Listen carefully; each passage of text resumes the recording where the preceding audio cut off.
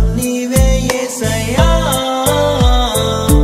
నేనేమయ్యుంటినో అందుకు కాదయ్యా,